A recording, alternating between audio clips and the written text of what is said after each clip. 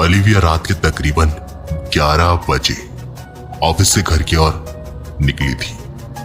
वैसे तो उसकी ड्यूटी 7 बजे ऑफ हो जाती है, लेकिन आज उसने ओवरटाइम ड्यूटी भी लगाई थी।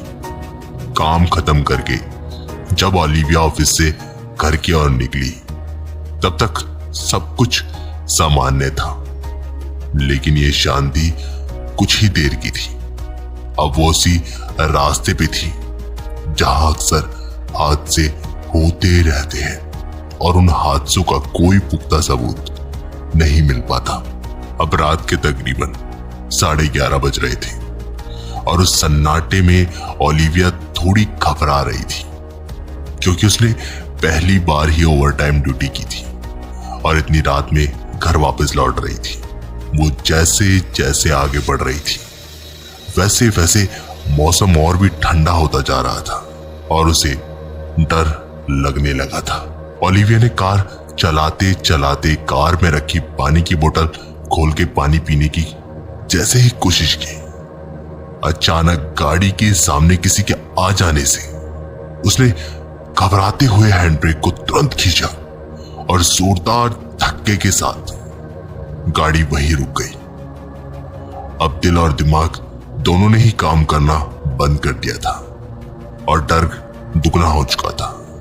हाथ पांव कांपने लगे थे, लेकिन ओलिविया ने जब बाहर निकल के देखा तो उसे अपनी आंखों पर विश्वास नहीं हुआ, क्योंकि जहां कुछ देर पहले किसी की मौजूदगी थी, अब वहां कोई भी नहीं था। सवालों के घेरे में फंसे ओलिविया घबराते घबराते कार में वापस आके बैठ गई और यही सोचे जा रही आखिर गाड़ी के सामने आया कौन था।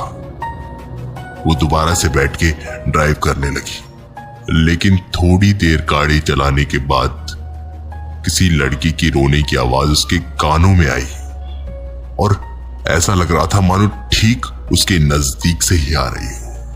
उसने चारों तरफ अपनी गर्दन को घुमाया, लेकिन तब उसे कोई भी नजर नहीं आया।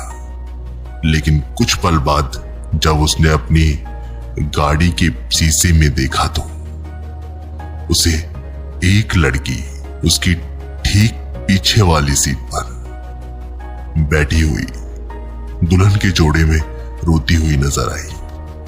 वो तुरंत ही बेहोश हो गई और जब उसे होश आया तो वो हॉस्पिटलाइज हो गई थी, क्योंकि उसका एक्सीडेंट हो गया था और उसे काफी सारी चोटें आई थी। दर्द में कराहती सी वो उठी और उसने सब कुछ उस पुलिस वाले को बताया जो उसे पूछताछ करने वहां आया था।